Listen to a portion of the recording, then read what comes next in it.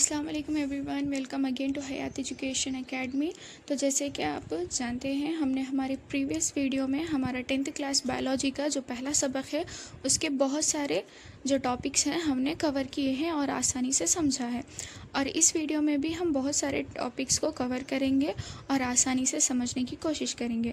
तो हमारे इस वीडियो का आज का पहला टॉपिक है ज़ियाई इन्हिसारी तामुल, यानी कि लाइट डिपेंडेंट रिएक्शन। तो इस मरहले में जो है रोशनी बुनियादी किरदार अदा करती है। ये अमल क्लोरोप्लास्ट में मौजूद ग्राना में होता है। अच्छा, तो बहुत सारे लोग यहाँ पे कंफ्यूज होते हैं कि ग्राना और थाइलाकॉइड में क्या डिफरेंस है। तो थाइलाकॉइड क्या है, जो डिस्क नुमा जो साख्त होती है वो एक जो गुच्छा होता है उसे थाइलाकॉइड कहा जाता है। और जब ये थाइलाकॉइड्स बहुत सारे होते हैं क्लोरोप्लास्ट में, 1 2 3 4 ऐसे बहुत सारे होते हैं, तो उसे ग्राना कहा जाता है। तो इस तरह से इसमें ये डिफरेंस है, मुखालिफत है। ठीक है, अब इसके हम अहम मराहल देखते हैं। जब क्लोरोफिल पर सूरज की रोशनी पड़ती है तो वो उस रोशनी में से फोटॉन्स जो होते हैं वो जज्ब करती है और मुतहरिक यानी कि एक्टिव हो जाता है। जो सूरज की तवन्नाई जज्ब हुई है वो पानी के सालमी यानी कि H2O को हाइड्रोजन आयोडीन यानी कि H+ आयन और हाइड्रोक्सिल आयन यानी कि OH- में तोड़ती है। तो सूरज की तवन्नाई के ज़रिए पानी के टूटने के अमल को हम फोटोलाइसिस कहते हैं। इसे रॉबर्ट हिल ने दरियाफ्त किया, इसीलिए इसे हिल का रिएक्शन भी कहा जाता है। अब यहाँ पे जो OH- आयन होते हैं ये मुख्तलिफ मराहल से गुज़र कर पानी H2O और ऑक्सीजन बनाते हैं। अब ये ऑक्सीजन जो है पौधों के तो कुछ काम की नहीं होती, तो वो उस ऑक्सीजन को क्या करते हैं, हवा में ख़ारिज कर देते हैं, जो कि बाद में उस ऑक्सीजन को हम इंसान ही इस्तेमाल करते हैं ब्रीथिंग के दौरान। फिर H+ आयन जो होता है एक ख़ास मुरक्कब से मिलता है। वो ख़ास मुरक्कब क्या है, NADP। ठीक है, तो वो उससे मिलकर और ये H+ NADP मिलकर क्या करते हैं, NADPH बनाते हैं। ठीक है, एक कॉम्प्लेक्स मुरक्कब ये बनाते हैं। और फिर शुआई तामुल के अख्ताम में तवन्नाई से भरपूर एक मुरक्कब तैयार होता है जिसमें बहुत सारी तवन्नाई होती है। उसे क्या कहते हैं, हम ATP कहते हैं। अब अगला हमारा है रोशनी पर गैर मुनहसिर तामुल। तो इसमें क्या है, रोशनी की ज़रूरत नहीं होती और ये अमल दिन के वक्त रोशनी वाले मरहले यानी कि लाइट रिएक्शन के फ़ौरन बाद जो है शुरू हो जाता है। और कुछ पौधों में इन दोनों मराहिल के दरमियान का जो वक्त होता है वो चंद सेकंड से भी कम का होता है और कभी कभार ये अंधेरे में भी जारी रह सकता है और इसे डार्क रिएक्शन भी कहा जाता है। लेकिन इसका ये मतलब हरगिज़ नहीं कि ये सिर्फ रात के अंधेरे में होता है। इसका सादा मतलब ये है कि ये अमल अपने काम के लिए रोशनी पर मुनहसिर नहीं होता, यानी कि ये सूरज की रोशनी पर डिपेंड नहीं करता। और ये अमल कैसे होता है, आइए हम देखते हैं। तो इस मरहले में NADPH से हासिल होने वाली हाइड्रोजन को कार्बन डाइऑक्साइड के साथ मिलाया जाता है। इस मिलाप के लिए, इसको मिलाने के लिए ATP से हासिल होने वाली कीमियाई तवन्नाई इस्तेमाल की जाती है और इस पूरे अमल के नतीजे में जो है ग्लूकोज बनता है। ये अमल कई मराहिल और खामिरों यानी कि एंजाइम्स की मदद से होता है और इस अमल में जो है RUBP यानी कि ये एक ऐसा बुनियादी मरकब है जो कार्बन डाइऑक्साइड को जज्ब करता है। यानी कि जब हम कार्बन डाइऑक्साइड को रिलीज़ करते हैं, खारिज करते हैं, तो ये RUBP एक मुरकब है जो कार्बन डाइऑक्साइड को जज्ब करने का काम करता है। ठीक है, और आखिर में तैयार शुदा ग्लूकोज पौधे के अंदर स्टार्च यानी कि निशास्ते में तब्दील होकर ज़ख़ीरा हो जाती है। ठीक है, और आपको एक चीज़ मालूम है, पौधे जो है ना मुख्तलिफ मौसमी हालात में ज़िंदा रहने की सलाहियत रखते हैं।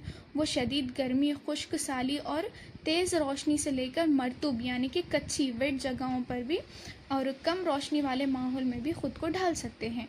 रोशनी और दीगर अवामिल की ज़रूरत हर पौधे के हिसाब से मुख्तलिफ होती है।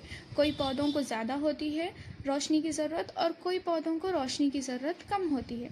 तो इस तरह हर पौधे में रोशनी की ज़रूरत जो है मुख्तलिफ होती है। तो अब तक हमने पढ़ा ख़ुद तग़ज़िया यानी कि जैसे कि पौधे अपनी ग़िज़ा ख़ुद बनाते हैं, इसीलिए उन्हें ख़ुद तग़ज़िया कहा जाता है। ठीक है, और फिर हमने देखा कि पौधे अपनी ग़िज़ा कैसे बनाते हैं। तो अब हम आगे देखने वाले हैं दीगर तग़ज़िया यानी कि ऐसे जानदार जो अपनी ग़िज़ा के लिए दूसरे जानदारों पर इन्हिसार करते हैं, जो दूसरे जानदारों पर मुनहसिर करते हैं, ऐसे जानदारों को, ऐसे अज़वियों को हम बोलते हैं दिगर तग़ज़ियाई तग़ज़िया। आइए हम इसके बारे में डिटेल में पढ़ेंगे और समझेंगे। तो दिगर तग़ज़ियाई तग़ज़िया में भी ग़िज़ा को हासिल करने का और उसे हज़म करने का जो तरीक़ा है मुख्तलिफ़ अज़वियों में मुख्तलिफ़ होता है। तो आइए हम इसे समझते हैं। तो पहले है गंदखोर, जिसे इंग्लिश में हम बोलते हैं सैप्रोफाइटिक न्यूट्रिशन। तो इसमें क्या होता है, इसमें जानदार मुर्दा और सड़ी हुई चीज़ों से ग़िज़ा, सड़ी हुई चीज़ों से वो अपनी ग़िज़ा जो है हासिल करता है। जैसे कि मिसाल के तौर पर मशरूम वहीं पर पैदा होता है, वहीं पर बनता है जहाँ पे गंदगी होती है। तो इस तरह से मशरूम गंदी जगहों पे पैदा होता है और वही गंदी चीज़ों से, सड़ी हुई चीज़ों से अपनी ग़िज़ा हासिल करता है। और एक एग्ज़ाम्पल है इसका ईस्ट भी इसी तरह सड़ी गली चीज़ों पर अपनी ग़िज़ा के लिए मुनहसिर होती है। और दूसरा है तफ़ीली ग़िज़ाइयत को इंग्लिश में पैरासाइटिक न्यूट्रिशन बोलते हैं। तो इसमें क्या होता है, इसमें जानदार किसी दूसरे ज़िंदा जानदार से ग़िज़ा हासिल करता है, मरी हुई चीज़ों से नहीं, सड़ी हुई चीज़ों से नहीं, बल्कि ये ज़िंदा जानदार से अपनी ग़िज़ा हासिल करता है। मिसाल के तौर पर कस्क्यूटा एक पीले कलर की, पीले और ज़र्द कलर की जो है बेल होती है, वो आपके घरों के पास भी ये देख सकते हैं। ये है ना, हरे भरे सब्ज़ पौधे जो होते हैं उसके ऊपर ये ग्रो होती है, नमू पाती है, ठीक है। और वो क्या करती है, उस पौधे की जो ग़िज़ा होती है वो ले लेती है और उस पौधे को जो है सुखा देती है। तो इस तरह से वो अपनी ग़िज़ा के लिए सब्ज़ पौधों पर इन्हिसार करती है। और जुएँ भी क्या है, जैसे जुएँ हमारे सर में होती है तो वो क्या करती है, हम जिंदा जानदार है ना, तो हम जिंदा जानदारों से ही वो क्या करती है, हमारे सर में रहती है और खून पीती है। तो इस तरह से वो ग़िज़ा के लिए हमारे ऊपर इन्हिसार करती है। और तीसरा है होलोज़ोइक न्यूट्रिशन को उर्दू में क्या बोलते हैं आप मालूम करिए और मुझे कमेंट में बताइए। तो इसमें क्या होता है, इसमें जानदार ग़िज़ा को जिस्म के अंदर ले जाकर हज़म करता है। तो क्या करता है, इसमें जानदार पहले तो ग़िज़ा लेता है और उसे अपने जिस्म के अंदर ले जाता है, उसके बाद उसे हज़म कर लेता है। फॉर एग्ज़ाम्पल पैरामीशियम क्या करता है, ग़िज़ा को अपने अंदर लेकर जाता है, फिर उसे हज़म करके जो नाकारा मादे होते हैं उसे रिलीज़ कर देता है। और अमीबा भी इसी तरह ग़िज़ा को जो है अपने अंदर लेकर जाकर हज़म करता है।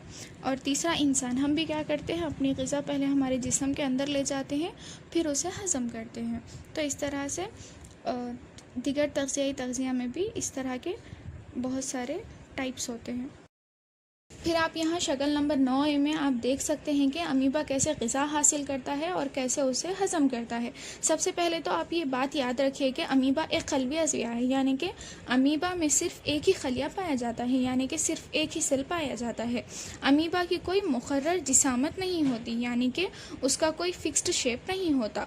और अमीबा के पास जो काज़िब पैर है उसकी मदद से वो ग़िज़ा को घेरता है, फिर ग़िज़ा के इर्द गिर्द ग़िज़ाई खालिए यानी कि फूड वैक्यूल बनाता है। और इस ग़िज़ाई खालिए के अंदर ग़िज़ा को हज़म करने के लिए एंजाइम्स भी होते हैं जो ग़िज़ा को हज़म करते हैं। फिर हज़म शुदा ग़िज़ा जो है खलिए माया में जज़्ब हो जाती है और गैर हज़म शुदा ग़िज़ा जो होती है जिस्म की सतह से बाहर निकल जाती है। और इसी तरह से फिर पैरामीशियम के बारे में भी हमें यहाँ दिया गया है, पैरामीशियम किस तरह ग़िज़ा हासिल करता है और कैसे उसे हज़म करता है। तो पैरामीशियम भी एक क़ल्बी अज़विया है, उसके अंदर भी सिर्फ़ एक ही खलिया पाया जाता है। और पैरामीशियम की मुक़र्रर जिसामत होती है, वो एक चप्पल की शेप का होता है, ठीक है। उसके जिस्म पर छोटे छोटे बाल नुमा ऐसे चीज़ें होती है जिसे हम सीलिया कहते हैं, ठीक है। और सीलिया की मदद से पानी में वो हरकत करता है और ग़िज़ा की तरफ जाता है और ग़िज़ा को अंदर लेता है, और जिस जगह से वो ग़िज़ा को अंदर लेता है उस जगह को कहते हैं क़ल्बी दहन। और अमीबा की तरह इसमें भी हज़म शुदा ग़िज़ा जो है उसके जिस्म में जज़्ब हो जाती है, और गैर हज़म शुदा ग़िज़ा जो है मब्रिज़ी रोज़न यानी कि अनाल करके वहाँ पे एक चीज़ होती है उसके पास, उससे वो ख़ारिज हो जाती है बाहर। हमारा अगला टॉपिक है कस्क्यूटा में तफ़ीली ग़िज़ाइयत। तो ये कस्क्यूटा क्या है, कस्क्यूटा जिसे आमतौर पर हम डॉडलर या अमरबेल भी कहते हैं, ये एक बग़ैर पत्तों वाली लचकदार और तफ़ीली बेल होती है। इसका ताल्लुक़ है ना मॉर्निंग ग्लोरी नाम के ख़ानदान से है। इसके जीन्स में तकरीबन 170 अक़साम शामिल है जो दुनिया के मुतदिल और गर्म इलाक़ों में कसरत से पाए जाते हैं। इसकी जिस्मानी साख्त और ख़ुसूसियत क्या है, तो इस पौधे में क्लोरोफिल नहीं पाया जाता, ठीक है। और क्लोरोफिल ना होने की वजह से ये अपनी ग़िज़ा ख़ुद तैयार नहीं कर सकता। ये आप याद रखिए, कस्क्यूटा जो है अपनी ग़िज़ा ख़ुद तैयार नहीं कर सकता। क्यों नहीं तैयार कर सकता? क्योंकि उसके अंदर क्लोरोफिल नहीं पाया जाता, ठीक है। इसके तने जो है धागे की तरह पतले होते हैं जिनका रंग पीला, नारंगी, गुलाबी या भूरा हो सकता है। इसके पत्ते इंतहाई छोटे होते हैं और फूल जो है इसके घंटी नुमा होते हैं, छोटे और सफ़ेद या पीले रंग के होते हैं, ठीक है। ये जड़नुमा मखसूस साख्तें होती है जो मेज़बान पौधे यानी कि जो पौधे पर ये इन्हिसार करते हैं, जो पौधे से ये अपनी ग़िज़ा लेते हैं, उसे हम बोलते हैं मेज़बान पौधे, ठीक है। तो ये क्या करते हैं, मेज़बान पौधे के अंदर दाखिल होकर वहाँ से ग़िज़ा जज़्ब कर लेते हैं। ये मेज़बान पौधे के ज़ाइलम से पानी जज़्ब करते हैं और मेज़बान पौधे के फ़्लोएम से तैयार शुदा जो ग़िज़ा होती है वो हासिल कर लेते हैं, ठीक है। जब इसका बीज उगता है, ये कस्क्यूटा जो है इसका जब बीज उगता है तो पहले एक आर्जी जड़ बनती है, यानी कि वो ज़मीन से आर्जी तौर पर, ठीक है, ऐसा एक लंबी जड़ बनती है। फिर इसका जो पतला तना होता है स्प्रिंग की तरह लचकदार होता है और घूमते हुए क्या करते हैं वो क़रीबी मेज़बान पौधे को तलाश करते हैं। जैसे ही ये मेज़बान पौधे के तने के गिर्द लपट जाते हैं, इसकी असल जड़ जो होती है वो सड़कर ख़त्म हो जाती है और ये मुकम्मल तौर पर मेज़बान पौधे पर मुनहसर हो जाते हैं और ये नशोनुमा के साथ साथ नई हिस्टोरियन जड़ें भी बनाता है और मेज़बान पौधे के गिर्द एक घना जाल बना लेता है और बाज़ औक़ात ये मेज़बान पौधे को बुरी तरह नुकसान पहुंचाता है और ख़त्म भी कर सकता है, इसे हलाक भी कर सकता है। तो इसी टॉपिक के साथ हम हमारा आज का वीडियो एंड करते हैं। अब अगले जो टॉपिक्स है, न्यूट्रिशन इन ह्यूमन बींग्स, यानी कि इंसानों में तग़ज़िया, इंसान कैसे अपनी ग़िज़ा हासिल करता है, कैसे उसे हज़म करता है और उसके जिस्म में क्या क्या चीज़ें होती है, इसके दौरान हम आगे के टॉपिक्स में समझेंगे। और अगर आपको नोट्स चाहिए तो आप मुझे इंस्टाग्राम पर भी DM कर सकते हैं और आप मुझे कमेंट भी कर सकते हैं, ठीक है।